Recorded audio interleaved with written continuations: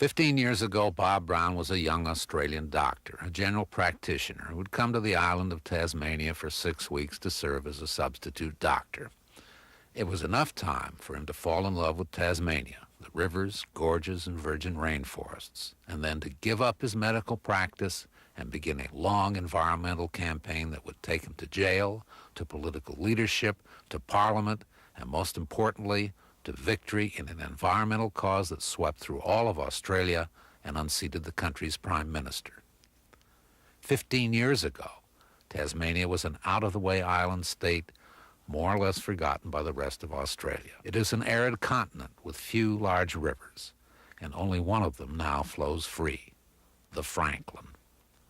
The Franklin River winds for 77 miles through Tasmania's Wild River National Park, the only sizable temperate wilderness on the continent, an area rich in some of the hemisphere's most significant archaeological sites and rich in extraordinary flora.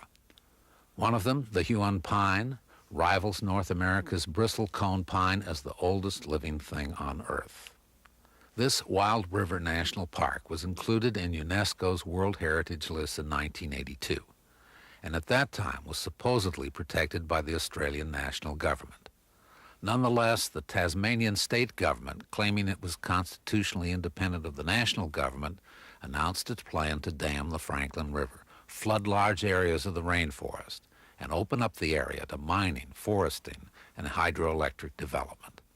Bob Brown and the Tasmanian Wilderness Society he had founded began a national campaign to stop the Franklin Dam.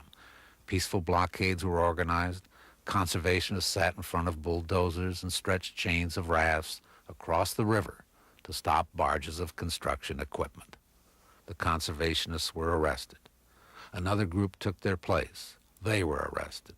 Another came, and another, until the number arrested was almost 1,000, and they were now from every state and territory in Australia. Millions of Australians watching the evening news saw bulldozers tear away at the rainforest and citizens taken off in police boats for peacefully opposing the destruction. Bob Brown was one of those arrested. After 21 days of incarceration, the day he was released, he was elected to a seat in the Tasmanian Parliament. And a year later, in a case he and the Wilderness Society took to the Supreme Court of Australia, the national government was empowered to stop construction of the Franklin River Dam. It was a turning point for conservation in Australia. Bob Brown has continued to be a major factor in protecting the environment. He is a founder of Australia's Greens Party, which now holds the balance of power in the Tasmanian Parliament. A quiet man who enjoys a quiet life, Bob Brown at first seemed to be an unlikely hero, someone you'd least expect to influence a nation's environmental policies. But Bob Brown has shown that he can be tough, articulate, persuasive, and an irresistible moral force. For outstanding environmental achievement in Australia, a 1990 Goldman Environmental Prize is awarded to Bob Brown of Tasmania.